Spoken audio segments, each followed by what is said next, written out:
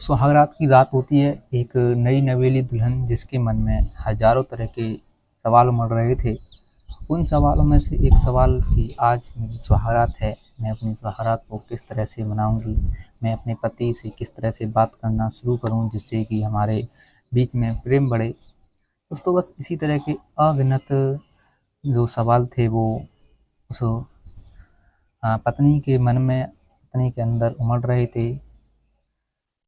तभी रात के करीबन 2 बजे का समय होता है, जब रिश्तेदार वगैरह सब सो जाते हैं, तब जा कर के जो दूल्हा होता है, जो पति होता है उस लड़की का, वो कमरे में प्रवेश करता है और फिर अपनी पत्नी से बातचीत करने का प्रयास करता है। तभी पत्नी जो होती है वो असहज महसूस करने लगती है, क्योंकि वो अपने पति से पहली बार बातचीत कर रही थी। थोड़ी देर बाद उस कमरे में कुछ ऐसा हो जाता है जिसकी उस पत्नी ने कभी कल्पना नहीं की थी। नमस्कार, प्रणाम। क्राइम वार्ता की इस कहानी में, इस अध्याय में आपका स्वागत है। दोस्तों, हमारे भारत देश में अभी पिछले 6-7 महीनों में बहुत ही अजीबोगरीब तरह की क्राइम की कहानियाँ निकल कर सामने आई हैं। अतुल सुभाष का केस हो, सोनम रघुवंशी का केस हो, आकाश रघुवंशी का केस हो, और जो एक नीले ड्रम वाला केस था वो केस हो, एक मर्चेंट नेवी ऑफिसर था उसका केस हो। मतलब बहुत ही तरह के अजीबोगरीब क्राइम के केस सामने निकल कर आ रहे हैं। और आज की जो ये कहानी है, ये कहानी भी उन केसों से रिलेटेड ही कहानी है। अब जो केसेस सामने आ रहे थे, जिन लोगों के केसेस सामने आ रहे थे, वो सभी लोग पैसे वाले थे। कोई मर्चेंट नेवी ऑफिसर है जो कि विदेश में काम करता था, कोई इंजीनियर है एआई जो कि अतुल सुभाष था, वो भी पैसे वाला था। एक नीले ड्रम वाली कहानी भी सामने आई थी, वो भी पैसे वाला था। दोस्तों, ये पैसे वाले लोगों के केसेस तो सामने आ जाते हैं और मीडिया केसेस को इनको सामने लेकर के आती है, लेकिन हमारे भारत देश में बहुत से क्राइम होते हैं जिन्हें सामने लेकर के आ पाना बड़ा ही मुश्किल हो जाता है। तो आज की जो ये कहानी है, ये एक छोटे से परिवार की, एक मिडिल क्लास से भी नीचे की कहानी है, जो कि एक महिला के साथ में होती है और उसका पति उसके साथ में इस क्राइम को अंजाम देता है। और कहानियाँ जो थी क्राइम की, उनमें पत्नी ने अपने पति की हत्या करवाई, लेकिन इस क्राइम की कहानी में पति अपने पत्नी के साथ में कुछ ऐसी घटना करता है जिसकी पत्नी ने कभी कल्पना भी नहीं की थी। तो दोस्तों, इस छोटे से चैनल के माध्यम से आपको उस कहानी से रूबरू कराते हैं। फिलहाल आप देखते रहिए इस कहानी को। चलिए कहानी की शुरुआत करता हूँ। सुरेश नाम का एक लड़का होता है जो कि देखने में बेहद ही अच्छा था, लेकिन ये गरीब परिवार से था और साथ में ही ये एक मैकेनिक भी था। ये होम सप्लाई करता था, यानी कि जिन लोगों के पंखा, टीवी, कूलर, एसी जो भी कुछ ख़राब हो जाया करता था या उसमें कुछ दिक्कत हो जाया करती थी, तो ये होम सप्लाई दे करके उन्हें घर जाकर ही ठीक करता था। तो एक दिन एक घर से फ़ोन आता है, जो कि अच्छा खासा पैसे वाला घर था, परिवार था।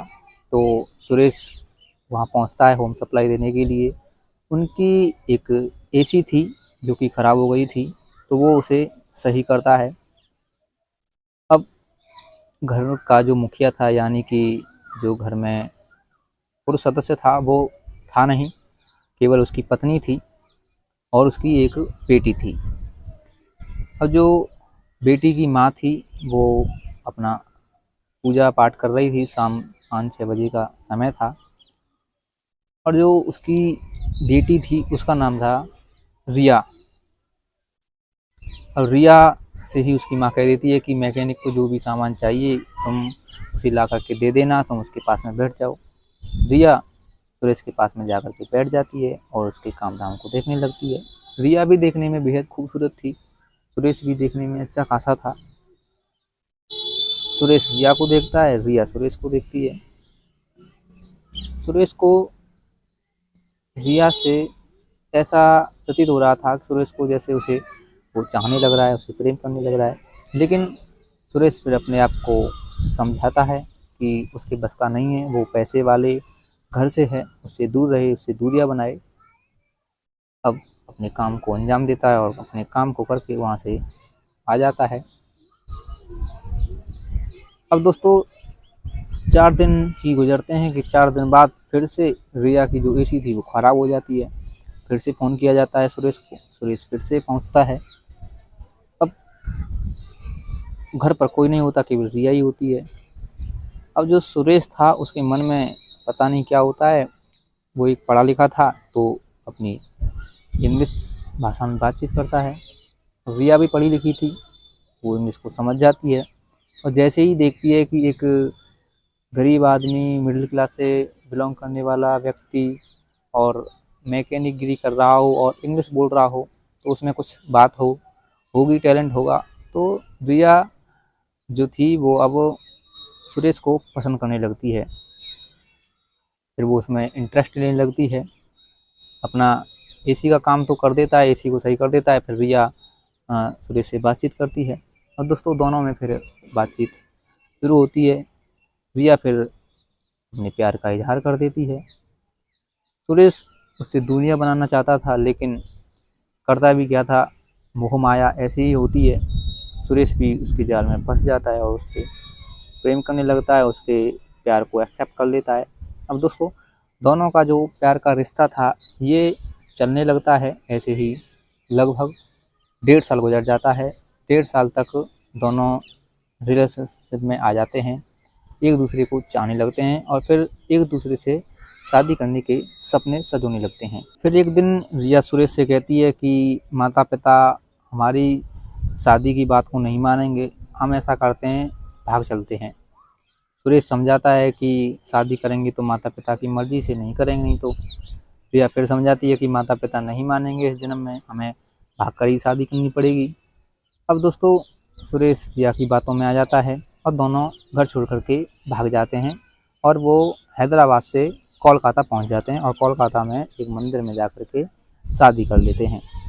अब जो सुरेश होता है ये अच्छा खासा मैकेनिक था, इसे अच्छी खासी नॉलेज थी सब चीज़ों के बारे में, तो उन्हें आसानी से बना दिया करता था। तो इसे आसानी से जॉब मिल जाती है, ये एक दुकान पर लग जाता है, पंखे कूलर बनाने की दुकान पर वहीं काम करने लगता है। रिया भी एक पढ़ी लिखी थी तो उसे एक प्राइवेट कॉलेज में जॉब मिल जाती है, बच्चों को पढ़ाने लग जाती है। अब इनका ऐसे ही चलता रहता है। लगभग इन्हें बाहर रहते रहते 2 महीने का समय गुजर जाता है। 2 महीने के बाद में रिया के पास में रिया के पिता और माता का फ़ोन आता है। रिया के पिता माता उससे कहते हैं कि बेटी तू जहाँ कहीं भी है आजा, हम तेरी बात से सहमत हैं, तूने जो किया अच्छा किया, हम तेरी शादी को मंजूर करते हैं। रिया खुश हो जाती है और ये बात अपने पति सुरेश को बताती है। सुरेश और रिया फिर दोनों घर आ जाते हैं। घर आने के बाद में अच्छी तरह से रहते हैं।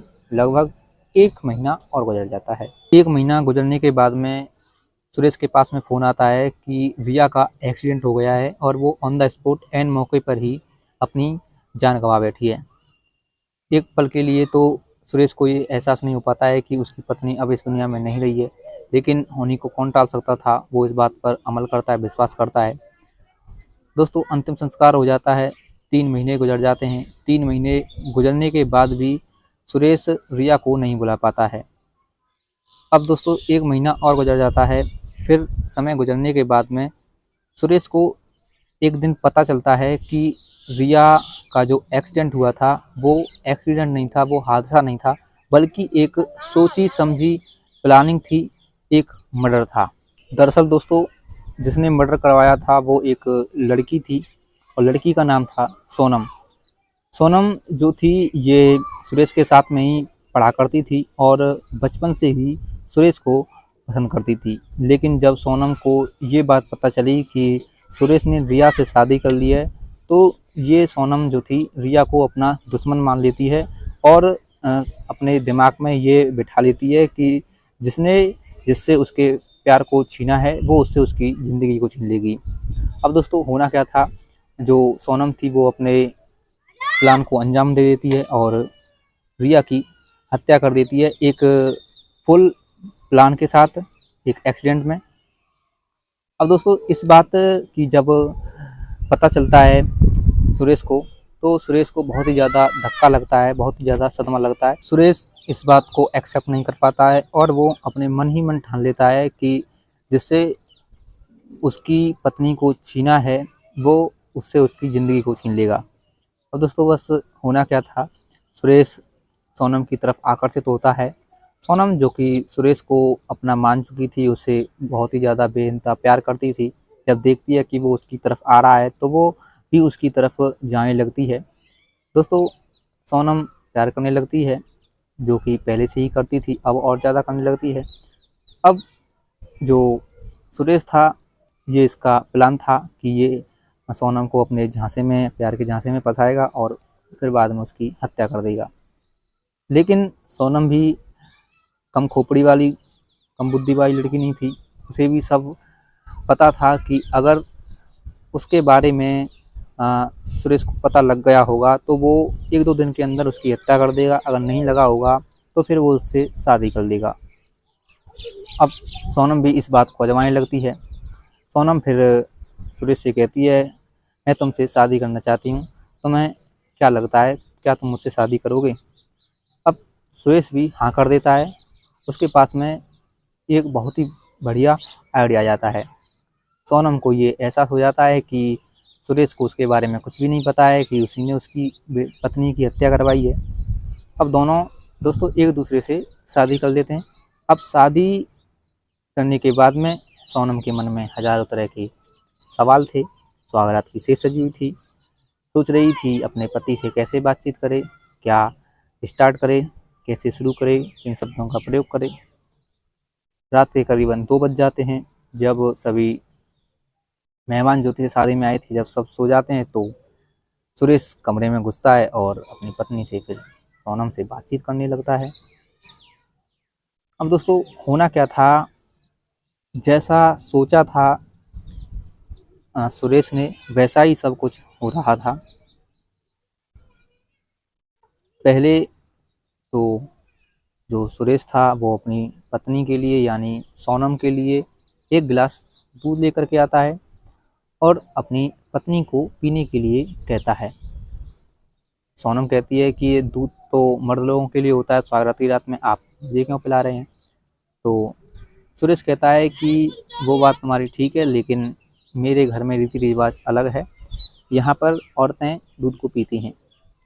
दोस्तों अब सोनम अपने पति सुरेश की बातों को मानने के बाद में उस दूध को पी लेती है और दूध को पीने के बाद में वो बेहोश हो जाती है। दरअसल दोस्तों सुरेश ने उस दूध में नींद की, बेहोशी की गोलियां मिला दी थी, जिस दूध को पीने के बाद में उन गोलियों का असर उस पर हो जाता है और वो बेहोश हो जाती है। दोस्तों जब सोनम बेहोश हो जाती है तो सुरेश सोनम का वो हश्र करता है जिसका सोनम ने कभी अंदाज़ा भी नहीं लगाया था। पहले तो सुरेश सोनम के कपड़ों को उतारता है, फिर उसके छोटे छोटे टुकड़े करता है और उन टुकड़ों को घर के जितने भी बर्तन थे उनमें रख देता है और उनमें रख कर के किचन में रखे फ्रिज में रख देता है और फ्रिज को लॉक कर देता है और फिर आधी रात में ही घर छोड़ करके वहाँ से चला जाता है। अब दोस्तों जब सुबह होती है, सुबह होने के बाद में जब घर के जो मेहमान लोग थे जब अंदर घुसते हैं तो देखते हैं न तो दुल्हन है न दूल्हा है। अब कहाँ गए। फिर सभी कमरों में देखा जाता है, किचन में पहुँचते हैं। किचन में पहुँचने के बाद में जब एक व्यक्ति को प्यास लगती है उस पानी पीने के लिए, जब वो फ्रिज से बोतल निकालने की कोशिश करता है तो फ्रिज को खोलता है तो उसमें उसे बदबू आने लगती है। फिर थोड़ी देर बाद पुलिस को फ़ोन कर दिया जाता है, पुलिस वहाँ पहुँचती है, तहकीकात होती है।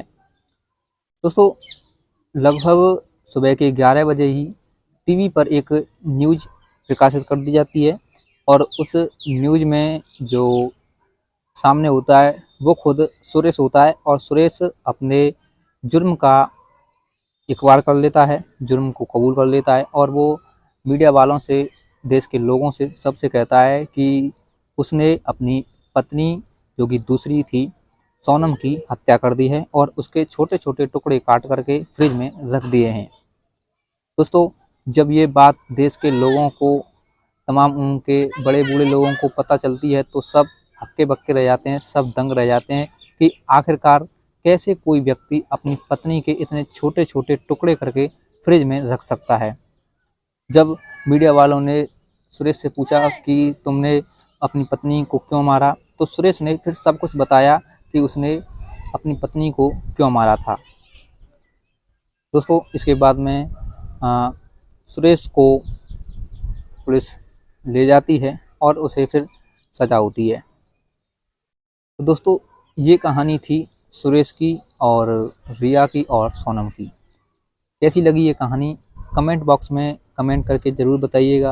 अगर कहानी अच्छी लगी हो तो वीडियो को लाइक कर दीजिएगा, चैनल पर अगर पहली बार विजिट किया हो तो चैनल को सब्सक्राइब कर लीजिएगा। दोस्तों, हमारे देश में आजकल बहुत ही ज़्यादा ऐसी क्राइम की घटनाएं सामने आ रही हैं, तो आपसे हाथ जोड़ कर के निवेदन है कि सतर्क रहें, महफूज रहें और ऐसी लोगों से, ऐसे रिश्तेदारों से नाता न जोड़ें जिनसे आपको घबराहट महसूस होती हो, जिनसे आपको डर लगता हो। चलिए दोस्तों, मिलता हूँ अगली ऐसी किसी सच्ची कहानी के साथ, सच्ची घटना के साथ। तब तक के लिए जय हिंद, जय भारत।